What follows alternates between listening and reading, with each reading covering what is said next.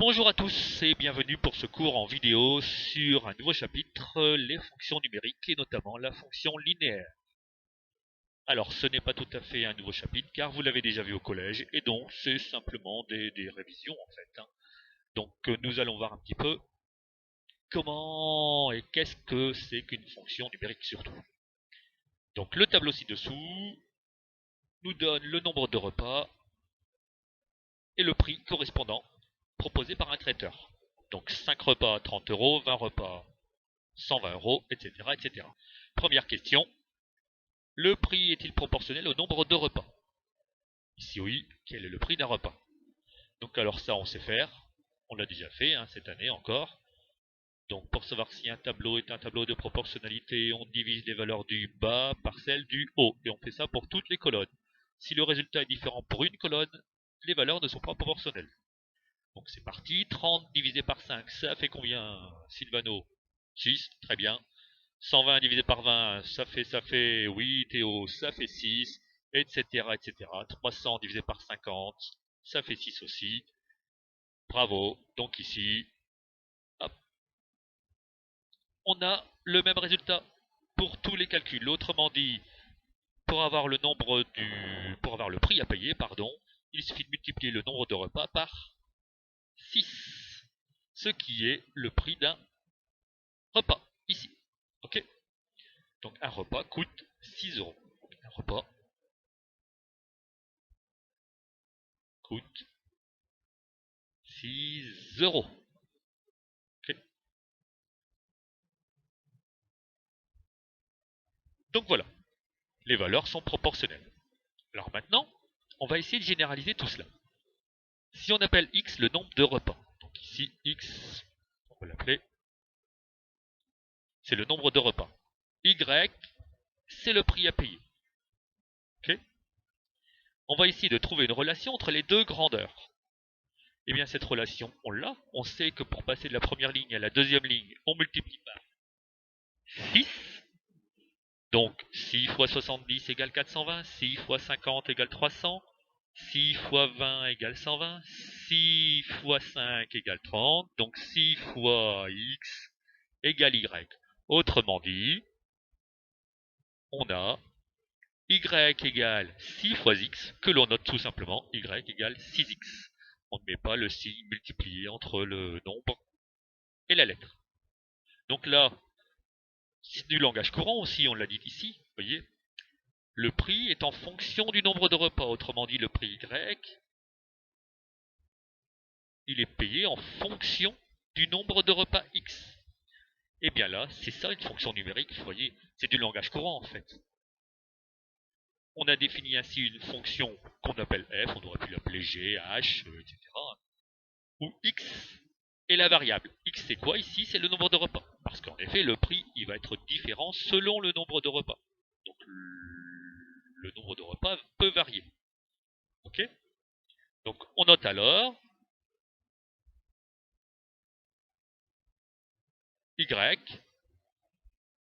égale f de x. Ok? Y, le prix est en fonction du nombre de repas x égale,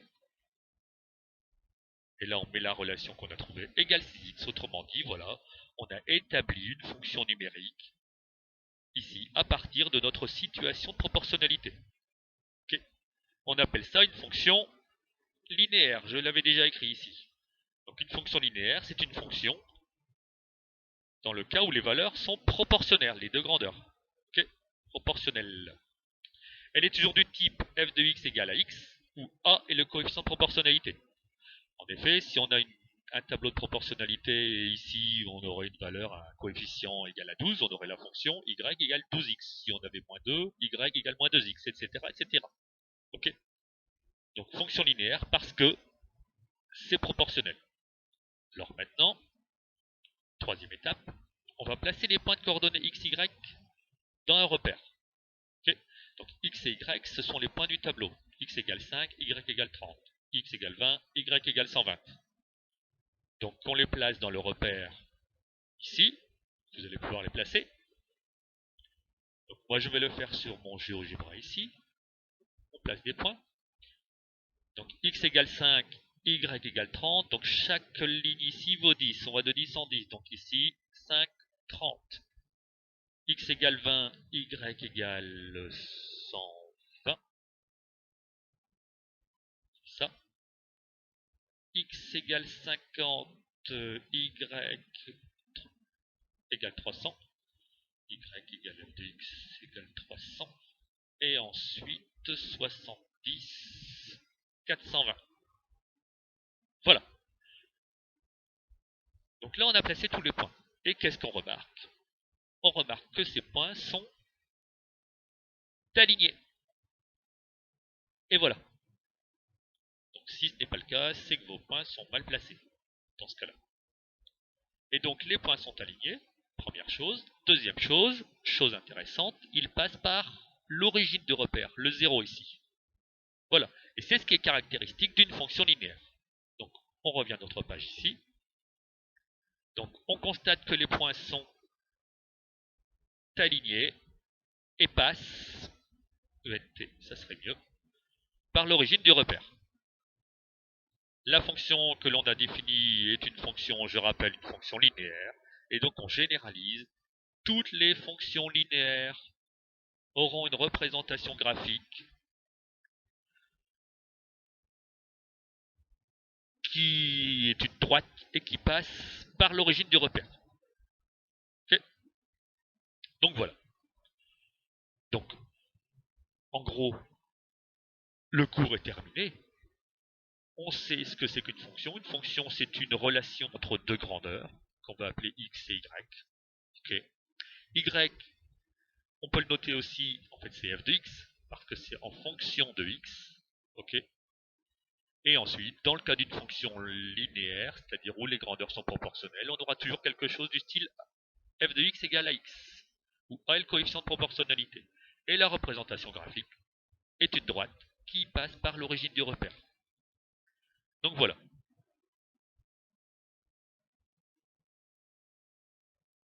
On va utiliser la relation maintenant. On sait que y égale 6x. Donc si on veut calculer le prix à payer pour 15 repas, pour 15 repas, hop, ici 15 repas, qu'est-ce qu'on va faire? 6 fois 15, en remplaçant là ici aussi. X, c'est 15, donc 6 fois 15, 6x. Donc on va, y égale, qu'est-ce que j'ai fait là ici? Y égale 6 fois 15 égale 90. Okay. Et donc là en fait, on dira qu'on a déterminé l'image de x égale 15. Donc là, ce sont des notions mathématiques. Lorsqu'on a une valeur de x et qu'on veut connaître la valeur y ou f de x correspondante, on détermine son image et on le note. On note ici f de 15 égale 90. Ça se note comme ça l'image, f de 15. Ok? Pourquoi? Parce qu'on reprend la fonction là ici, f de x. Or, x est égal à 15, donc on a remplacé x par 15. Ici, on va prendre là comme la relation.